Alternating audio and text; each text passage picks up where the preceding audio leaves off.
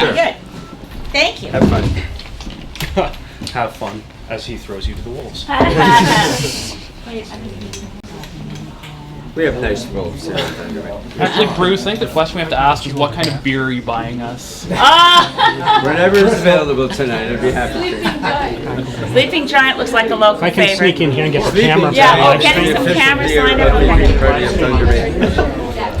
We haven't recorded, so we can hold That's you. fine. Nah. A couple of years ago, Promise she's comfortable making. couple of easier years for ago, the eyesight? he I asked me know. if I agreed with Justin on decriminalizing marijuana. I said no. And they said why? I said I'd full legalize it, and now Justin agrees with me. And they asked me if I smoked dope. And I'll tell you later. Sorry. You love the punchline. I think you would have Oh finished well, you missed it. All right. Can we just start with a quick sound check? I'm happy to, 1, 2, 3, if everyone can hear, that's great. Well, let's start with the standard, I guess, just to do the name and title. Yeah, Elizabeth May, leader of the Green Party of Canada, candidate Saanich Gulf Islands. All right, Elizabeth, what led to the decision to try and introduce this plan that would bring rail service back to Thunder Bay? Well, we've been working on this for quite a while. As a matter of fact, Bruce and I have both met with executives at Via Rail. We have pushed and now know for certain that this plan is under consideration, but we need to keep pushing. So the plan is straightforward. We need to ensure that we have coast-to-coast passenger rail service in Canada. We're very concerned that Via Rail is having shed a lot of the schedule from different parts of Canada, having concentrated the investments Via Rail has made recently inside the Windsor-Quebec corridor, which means that a lot of what they consider their continental run is not getting the investment. I'd have to say, I hope it doesn't sound too paranoid, but Bruce and I are both very concerned that we could see Via Rail service in various routes privatized in the same way that Brian Mulroney privatized the leg between Calgary and Vancouver through the most historic parts of our train service. So we believe in Via Rail. We want to see a Via Rail Act. Unlike Amtrak in the US, Via Rail has no legislative basis, so it can get, if you pardon the expression, rather jerked around, but depending on the whims politically at the moment. We need to invest in upgrading track, and we need to consider the benefits of high-speed rail. Now, you've spoken to Via Rail executives, you said. Have they told you how feasible this plan is? Would that corridor be profitable at any point? Well, they're looking at it right now as far as we know, but we need to push. It certainly is viable. It's one of the jewels in the crown of Via Rail, is bringing the passenger rail service along the shores of Lake Superior. And when you consider that Bruce was also successful in this Parliament, and this was single-handed, in getting through the Superior North Marine Conservation Area, the building of the tourism capacity in this region will certainly be aided by having one of the most scenic routes in Canadian rail history restored, and of course it will bring more tourists and more business to Thunder Bay. You talk about improvements to rolling stock, improvements to tracks. How do you pay for all that? Well, you pay for it with public funds invested for the good of Canadians. So we've put it in our platform. Our budget is fully costed. We were the first party to put out our fully costed platform and budget. I was amazed to see that it was only today that we got to see the NDP and the Conservative platform, and I don't think they've costed with the detail that we did. So we put investment into rail service because it's part of what brings this country together. A modern country like Canada should have a modern passenger rail service. And certainly we're the only country at the moment in all of the industrialized world with no transportation policy.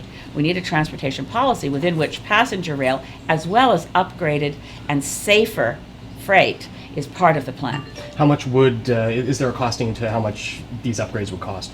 Well, it depends on each section of track, so I'd have to check what would be required for Lake Superior North route. But overall, we're putting hundreds of millions of new money into Via Rail every year to ensure that we can preserve, protect, and expand passenger rail service. I mean, we don't ask our highways to make a profit.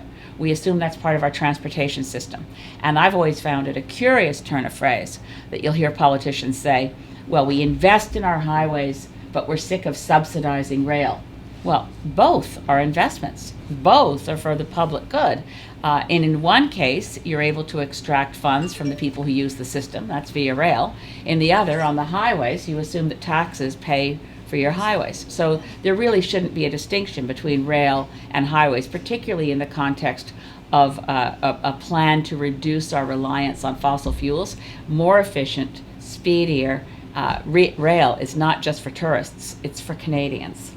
The plan seems to cover sort of two stretches from what I was able to quickly look at. The CP part along the North Shore, then there's the CN part from Sudbury Capriol to Winnipeg. Right. So talk about how both of these aspects, if you were able to fix these, upgrade these, how would this benefit all of Northern Ontario? Well, I want to pass that to Bruce Hyer because this is his passion, and he's also just tapped me on the back to let me know he wants to talk to this one. So I'll just push Bruce forward. He's shy and retiring, but I think he might want to speak to that. So here's the story. There are people on the North Line, Hornpain, Armstrong, Long Lacs, who are concerned about my move to bring back Via Rail here. We need both. As you know, I moved to Canada 39 years ago, and when I moved here, we had 6 days of rail, both directions on both lines. So slowly we need to restore it. But as an interim step, what I'm proposing, what Greg Gormick, my consultant, is proposing, is a mixed passenger and freight service on the North Line that actually will improve the service up there. It'll run in the daytime, it'll run slower, it'll allow people to carry boats and propane and gasoline, which tourist operators and cottage owners and First Nations people will really appreciate. So it's not a matter of one or the other. We really need both, and we will make sure that both happens. And I will certainly not be supporting any plan that does not also continue the good service, or at least adequate service, on the CN line on the North Line. Thank you. If I can clarify, I was just speaking, sorry, excuse me. I think I spoke to what we might be seeing in Ontario, but just to clarify, our federal budget plan for all of Canada would provide $600 million a year additional funds to Via Rail service. That's not just to upgrade the rail beds, that's also to go back in the direction Bruce is describing on passenger rail service. In my community, on Vancouver Island, we really want to bring back what was called the corridor rail service, daily service from Victoria up to Courtenay, BC. And I was successful with others in getting $10 million towards upgrading rail beds there so that service could be restored. I mean, you look across Canada and every Canadian, virtually every Canadian, has a story of the train they used to take. Whereas in other countries, rail service is expanding. In Canada, it's been shrinking. We want to reverse that trend. Now, switching gears to Northern Development, I'd like to ask specifically about the Ring of Fire. Yeah. It could be argued there's been a lack of federal leadership in this portfolio over the past half decade or so. Can you just tell us a little bit about the plan that you have for developing the Ring of Fire? It seems like you're starting with kind of having a plan from all aspects and then going out from there. Yeah, I would start by saying there is no doubt there's been an absence of federal leadership on the Ring of Fire, and that would actually be echoing the fact that there hasn't been federal leadership on anything in this country since Stephen Harper became Prime Minister, other than expanding the oil sands and destroying environmental laws. That seems to be his main area of interest. The Ring of Fire creates opportunities for development that will enrich Northern Ontario and all of Canada. But as you can see from our approach, we want to ensure that the process is right. It needs to involve provincial, federal cooperation. It needs to be fully engaging as full partners on a nation-to-nation basis, First Nations that can be impacted by the development. There has to be the engagement of the non-First Nations community. So we're starting with the funding, the approach, the support to get going, but to make sure we don't leave anyone behind. We don't want to turn Northern Ontario over to, say, one big multinational and say, well, that does it. We have a problem with governments in the past, and I could point to some decisions in Ontario that were like this, where instead of consulting for an important development, there's oh, well, here's one big company from overseas, let's just sign on with them. That's certainly been the approach provincially in British Columbia with LNG. We want to get it right. We want to engage as many Canadian companies as possible in what might be described as an ecosystem of small businesses with value chains throughout the region that create the maximum number of jobs for Northern Ontarians. Now, am I catching? Wait a second. I'll Elizabeth, move you might, forward. no, go ahead. Okay. You might want to add something about the cost of electricity, the East-West. Oh, okay, that's a good point. Yes, we need to have energy for the development of the Ring of Fire. We put $1 billion a year in our platform for the expansion of a more efficient east-west electricity grid. Right now we've got gaps in our east-west electricity grid, as we know, and it's been the problem since Sir John A. Macdonald decided to bring Canada together east to west with the railroad. We have a very strong pull north-south. We need an east-west electricity grid so that we can get into Northern Ontario with power that comes from Manitoba Hydro, that comes from Hydro-Quebec. We need to upgrade and expand renewable energy capacity within Ontario. But while that's being developed, we should be buying power from those provinces that are already producing electricity with renewables. And this is it is a big, let's face it, it's a mega project to improve our east-west electricity grid. It needs to be carefully charted. It involves a lot of boreal forest, but it's an essential piece to getting Canada off carbon-based fuels, and it's an essential piece to provide energy to Northern Ontario while the Ring of Fire gets developed. It's a good thing you brought up that lower costed energy platform, because obviously that's one of the most eye-catching aspects of the Northern Ontario plan. In the long term, does the Green Party have a sort of national energy strategy to move off of nuclear? Because at this point, half of Ontario's power is generated by nuclear power. Right, and let me say that I think the single most exciting part of our platform, and I love all parts of it, is changing the way we make decisions as Canadians. We're still bound by the jurisdictional divides that made sense in 1867. In 2015, this may not be the best division of responsibilities. So we're calling for a Council of Canadian Governments. It does not require opening the Constitution or changing anything. It can be seen as an informal group, except for the fact that it would be very transparent, with a very clear schedule of meetings.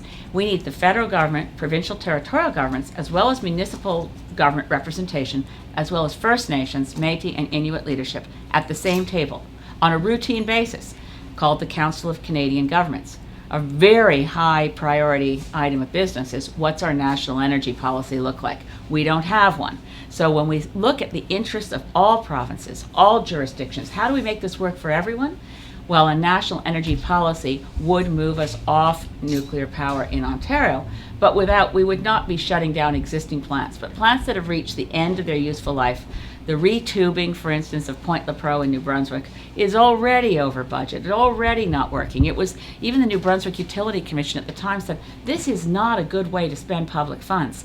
So as plants reach the end of their useful life, we would shut them down, but they will be replaced at that point already by the ramping up of renewable energy. We're not doing nearly enough in Canada with solar photovoltaic.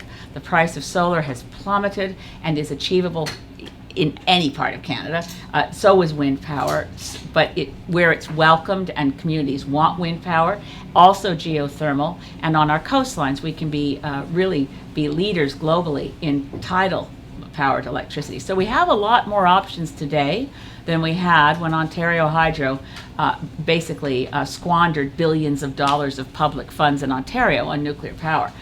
We have a huge legacy of debt from the nuclear industry. Federally, the debt from AECL, which they more or less wrote off when they virtually gave it away to the private sector, to SNC-Lavalin. And now we continue to subsidize nuclear. So our budget cuts the funds for subsidizing nuclear energy, cuts the funds from subsidizing fossil fuels, and creates new incentives for renewable energy. Now, since the federal election campaign began, and this is the longest one in modern Canadian history, you were the first federal leader to visit the city of Thunder Bay since the writ was drawn up way back in August. Wow. Why is And I've been here twice. Yeah. So can you just tell You us... can tell why.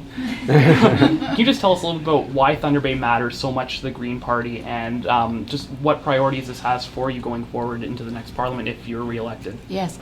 Well, as the leader of the Green Party of Canada, and having been elected as the first Green, I can't tell you how difficult it was in Parliament as a lone MP.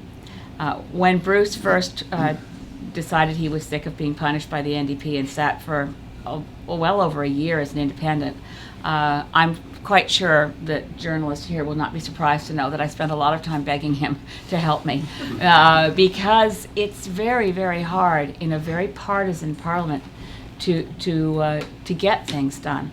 When you have someone as capable and hardworking and dedicated as Bruce Hyer as a deputy leader in a Parliament, You just want to do everything possible in a close race, and this is a close race, to make sure he is re-elected as the Member of Parliament for Thunder Bay Superior North. He doesn't work for me, he works with me, and he works for the people of Thunder Bay Superior North. And now, having said that, how do you combat any strategic voting strategies voters come up with the Anything But Harper campaigns? Well, I think the most important thing to do is to trust that Canadians are smart. And when you say, just pause for a moment and ask yourself, do you see a Conservative winning Thunder Bay Superior North? And right away people say, no, I don't see that at all. I'm looking around lawn signs. I don't see it. Not going to happen. Then say, okay, take a deep breath and vote for what you want. And if you vote for what you want, you're going to elect Bruce Hyer to continue as your Member of Parliament. You can vote with a smile on your face. I've had so many voters say to me that they're happy that for the first time in their lives, it's funny the image everyone uses. I've had so many people say to me, it's the first time in my life I'm voting without holding my nose. So I think it's important to breathe through your nose as you vote and know that you can actually vote with a smile on your face and a song in your heart, vote for Bruce Hyer and elect him to continue to work and really shake things up in Parliament. Prove to Canadians that hard work and being responsible and accountable to your voters is not a losing strategy. That's actually something that citizens appreciate, is a hardworking, ethical Member of Parliament who reports to the people who elected him. The Toronto Star has Bruce sitting at 3.4%. Is that I concerning can't at all? imagine what that would be. What is allow, that? Allow me. So we have national pollsters who looked at the results of the last election. We had the most unpopular Liberal candidate in the history of Thunder Bay running, and he burned and crashed. The Green candidate didn't do well last time, even though it was a good candidate, because people here knew how green I was, so they voted for the real environmental candidate. So I found it really interesting. The NDP is doing robocalling, and they're saying it's either going to be us or the Conservatives. Like, get real here. And they say, and the NDP got 50% last time. Well, the national pollsters are looking at Thunder Bay from last time, and they're saying, yeah, they say, wow, the NDP got 50% last time. They're a shoo-in. Well, we know who got 50% last time. The NDP got 29% nationally, and Bruce Hyer got 50%. So we'll see. But the last one is a quiz question for the media. Former school teacher, I can't help it. How many years has it been since a Conservative won in Thunder Bay Superior North, or the ridings that preceded it? 1931. 19th, you get the prize. You get 2 beers tonight. so 84 years of no Conservatives. Richard Harvey's a very, very brave man, but he might as well go fishing from now till the election. It's a 3-way race. People can vote with their hearts and their heads for the Liberals, the Greens, or the NDP. And we have 3 good candidates running in those parties. They're all fine people, but only one of them will get to work for the people. The other 2 will have to work for party leaders and party hacks in Ottawa. It's as simple as that. I have to say, this is so reminiscent of exactly this point in the election campaign that I faced in 2011 in Saanich Gulf Islands. People looked at the poll results from the previous election and said, it's a terrible thing you're running. You're going to split the vote. I was running against Gary Lunn, who was a cabinet minister under Stephen Harper. You may remember him as the person who fired Linda Keane, the head of the Canadian Nuclear Regulatory Commission. In any case, they would always say, look, you guys, you don't understand. 2008, the Green Party vote fell. You only had 10%. The Liberals nearly caught up with Gary Lunn. They nearly won. You're just going to split the vote. There's no chance of you winning, et cetera, et cetera. What happens when voters look at their candidates, assess what they want, and recognize that they have an opportunity to elect a Green Party MP, it actually has a certain momentum. It brings people in who otherwise wouldn't vote at all. My riding in 2011 had the highest voter turnout in Canada, just a little bit less than Prince Edward Island's ridings. They do really well there. But we had 75% voter turnout, and I won with over 7,000 votes more than Gary Lunn, and no one saw it coming. None of the national pundits. They were rolling out the political obituaries for the Green Party because they said, well, you can't possibly win there. We'll see what voters think. Looking at poll results from the previous election is about as useful in predicting elections as throwing chicken bones in a bowl and deciding to decipher how they've landed. Now, given how close the race in Superior North is, are you at all surprised that none of the other federal leaders have decided to come here and try and drum up support. I have to say I am surprised. You know, we knew that Mr. Mulcair came here at some point more than a year ago and actually said he guaranteed that the NDP would hold on to this riding. I'm not going to guarantee anything. It's up to the voters of Thunder Bay Superior North to pick the candidate that they believe will work hardest for them and represent their values. I'm confident they'll choose Bruce Hyer because he sacrificed personally enormously to stand by his promise, his word to his voters that he would vote to kill the long gun registry. I disagree with him on that issue, but I respect the fact that he stood on principle and voted the way he had told his constituents he would vote. That he is punished for that, that he was punished because of the top-down control of other parties and the way they run, I think, is a really a blight on our democracy. The power political party leaders have to tell MPs how to vote. We never do that, and we will never do that in the Green Party. And I hope that when voters in Thunder Bay Superior North think over what Bruce risked, what he sacrificed in his political career to stand by his word, they'll think, you know, a man with that kind of integrity should receive their vote.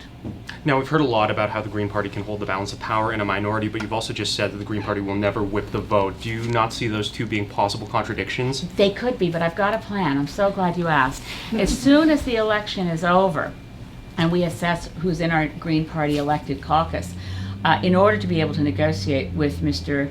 Mulcair, Mr. Trudeau, one or the other, or both of them, I will be contracting one and to the other, each of our Green Party caucus members, that we will agree that if our conditions are met, we will commit to each other and to another party that we won't defeat them on a confidence motion.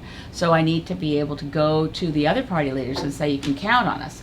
And it won't be a whipped vote. It will be a freely entered into commitment by each MP who recognizes it's worth it to get our program moved forward, to ensure to the Liberals and the NDP that we won't let Stephen Harper form government. We'll stand against that in a minority parliament. I'll go to the Governor General and ensure that Stephen Harper, should he happen to have a few more seats than the other party leaders, that he is not able to form government unless and until the majority of MPs in the House of Commons have had a chance to confer and put together a proposal for a more cooperative government that will hold the confidence of the House. So you're quite acute to notice that there would be a problem. So we've thought it through, and unlike Peter MacKay, who snookered poor David Orchard in the promise, I will never merge the Conservative Party with Alliance, and then he signed it.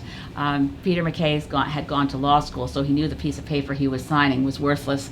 David Orchard didn't know that. The piece that makes it a binding contract is to say, here's a toonie, and that makes it a binding legal contract. So we've thought it through quite a lot. We've discussed it with all the candidates who are in the best position to win their seats. Gord Miller in Guelph, and Bruce here, and British Columbia, many seats, and Prince Edward Island. So we have a commitment to make it work, that I can sit down and practically, in a very pragmatic fashion, negotiate with the other party leaders. Is your support behind the Liberals or the NDP contingent on anything? Absolutely.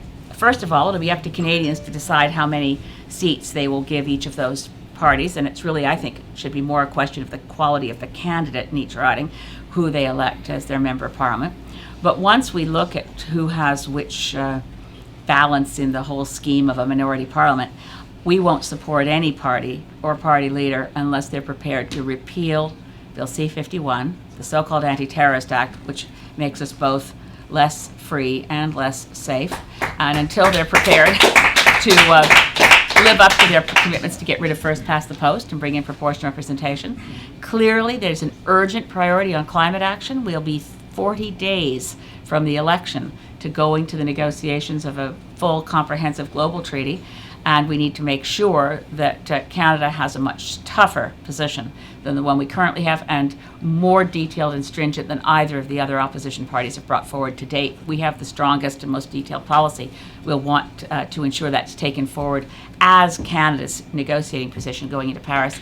And the last thing is, of a complete non-negotiable condition, we have to reduce the power of the Prime Minister's office. It's illegitimate, it's excessive, and the abuse of power is so severe.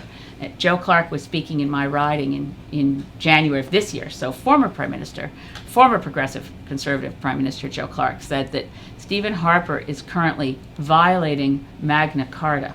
A very, very strong statement of exactly how much the governance style and the actions of Stephen Harper abuse power in an unprecedented fashion.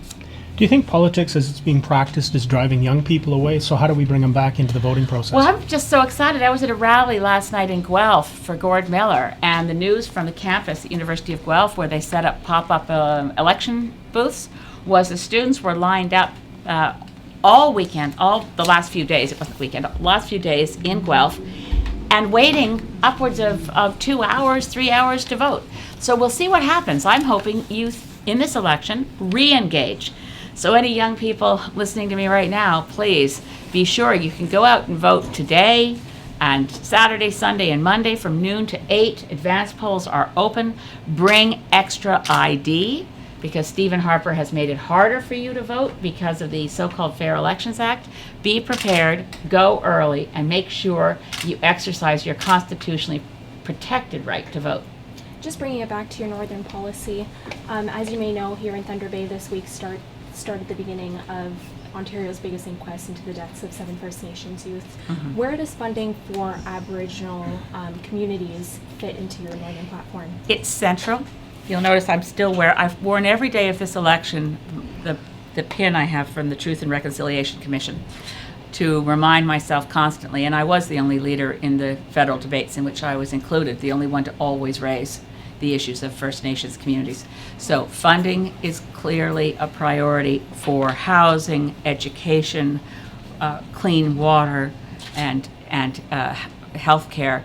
We are looking at a legacy of the residential school systems that will not be easy to repair, but we must address it, and this is a challenge to all levels of government. We also, as a party, removed the 2% funding cap on First Nations education and recognized the truth of the Chilcotin decision at the Supreme Court of Canada.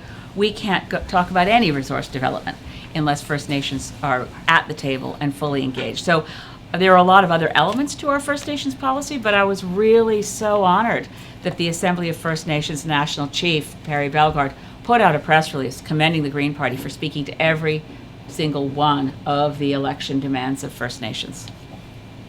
All right. Thank you so much. Thanks Thank for you your so time. much for Really your patience. appreciate it. Hope you can come back tonight since Bruce has bribed you. Thanks a million. Do you mind if I just get a headshot of you? No, not at all. Thank you, just a close-up. And I hope we see